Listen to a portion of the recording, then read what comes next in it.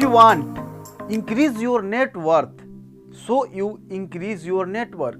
नमस्कार, मैं दीपक सिंह स्वागत करता हूं आज के इस वीडियो में।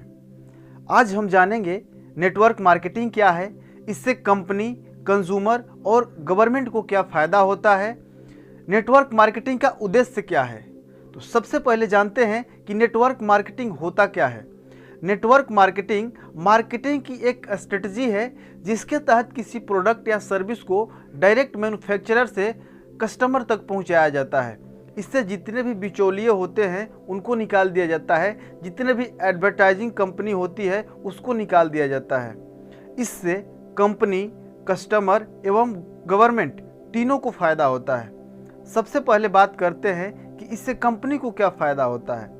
इसको अच्छे से समझने के लिए ट्रेडिशनल मार्केटिंग का ढांचा को समझना जरूरी है। ट्रेडिशनल मार्केटिंग में क्या होता है, आप अपने घर पर बैठे थे और आपने एक ऐड देखा फेयर हैंडसम का, जिसके प्रचार शाहरुख खान कर रहे थे।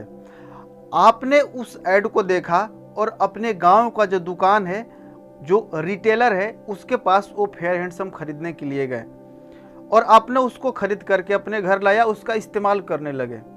क्या आपने कभी सोचा कि वो रिटेलर वो फेयर हैंडसम कहाँ से मंगाया होगा? वो होलसेलर से मंगाता है।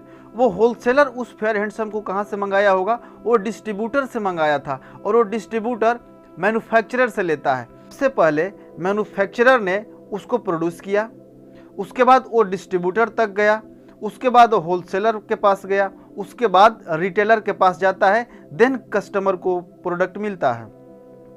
प्रोडक्ट को उसके बारे में जानकारी हो, इसके लिए कंपनियां एक मार्केटिंग बजट तय करती है, जिसके तहत बड़े बड़े होर्डिंग लगाती है, न्यूज़पेपर में ऐड देती है, टीवी में ऐड दिखाया जाता है, ताकि ज़्यादा से ज़्यादा लोग उसके बारे में देखें और उसको जाने, अवेयर हो उसके प्रति, उसको खरीदे।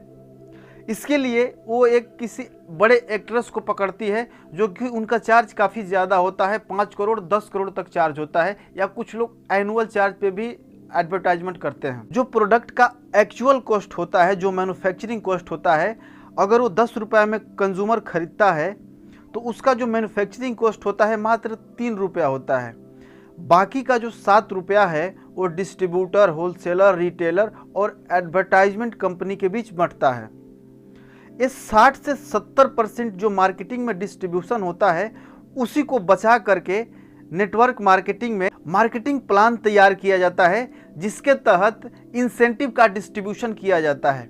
डायरेक्ट सेलिंग में जो माल मैन्युफैक्चरर बनाता है उसको सीधा कंज्यूमर तक पहुंचा दिया जाता है और यहाँ पर कंज्यूमर ही इनका डिस्ट्रीब्यूटर होता है। कुछ पैरामीटर है जिससे हमें समझ में आ जाएगा कि ट्रेडिशनल मार्केटिंग और डायरेक्ट सेलिंग में क्या फ़र्क होता है। सबसे पहला, transportation charge.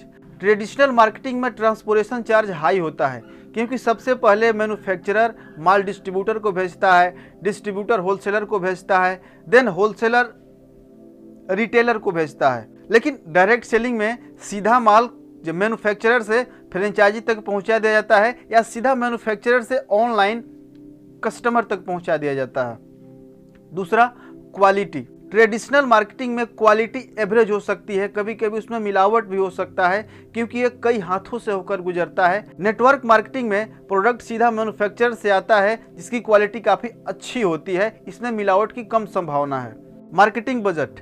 Traditional marketing company का मार्केटिंग बजट काफ़ी हाई होता है, लेकिन direct marketing, direct selling, network marketing company का मार्केटिंग बजट बहुत कम होता है। Consumer benefit. ट्रेडिशनल मार्केटिंग में ओनली प्रोडक्ट का बेनिफिट होता है कि कस्टमर को प्रोडक्ट मिलता है, उसके बाद उसको कुछ भी नहीं मिलता। लेकिन नेटवर्क मार्केटिंग में प्रोडक्ट के साथ साथ उसको एक बिजनेस अपॉर्चुनिटी भी मिलता है, जिसको हम आगे डिस्कस करते हैं। नेटवर्क मार्केटिंग से कस्टमर का क्या बेनिफिट है। सबसे पहला, business setup in low cost as compare to traditional business. अगर बात करें, अगर आपको एक पान का गोमती भी खोलना है तो उसको खोलने के लिए आपको लगभग 50,000 से 1 लाख रुपया खर्च करना पड़ेगा। लेकिन इससे भी कम खर्चे में, लगभग 5 से 10 हज़ार रुपये के खर्चे में आप अपना डायरेक्ट सेलिंग बिजनेस को स्टार्ट कर सकते हैं। दूसरा, डोंट डिपेंड ऑन बॉस। इसमें आपको किसी बॉस पर डिपेंड नहीं रहना है। आपको जब मन किया आप लोगों को प्लान दे सकते हैं, सुबह में दे सकते हैं, शाम में दे सकते हैं, दोपहर में दे सकते हैं। यहाँ पर कोई बॉस का प्रेशर नहीं होता है। तीसरा, यहाँ पर आपकी पर्सनालिटी डेवलपमेंट बहुत अच्छी हो जाती है, क्योंकि यहाँ पर लोगों से बात करते करते आपका सोशल स्किल बिल्ड हो जाता है, कम्युनिकेशन स्किल काफ़ी अच्छा हो जाता है, पब्लिक स्पीकिंग भी आपका बेहतरीन हो जाता है, आप एक बेहतरीन पब्लिक स्पीकर बन जाते हैं। चौथा, लाइफ टाइम अर्निंग। जो नेटवर्क मार्केटिंग है ये लेवरेज के सिद्धांत पर काम करता है। इसमें स्टार्टिंग में आपको काफ़ी स्ट्रगल करना पड़ता है, टीम बनाने में काफ़ी कठिनाई होती है, लेकिन एक बार आपका टीम बिल्ड हो गया उसके बाद आपका टीम लेवरेज के सिद्धांत से बढ़ता है और आपकी अर्निंग भी लेवरेज के सिद्धांत के अनुसार ही बढ़ती जाती है। अगर आपने 3 से 5 साल एक अच्छी जेन्युइन नेटवर्क मार्केटिंग कंपनी के साथ अपने आप को जोड़ लिया तो आपको लाइफ टाइम अर्निंग तो मिलता ही है, साथ ही साथ पर्सनल डेवलपमेंट भी काफ़ी ज़्यादा हो जाता है। नेटवर्क मार्केटिंग से गवर्नमेंट का क्या फ़ायदा है?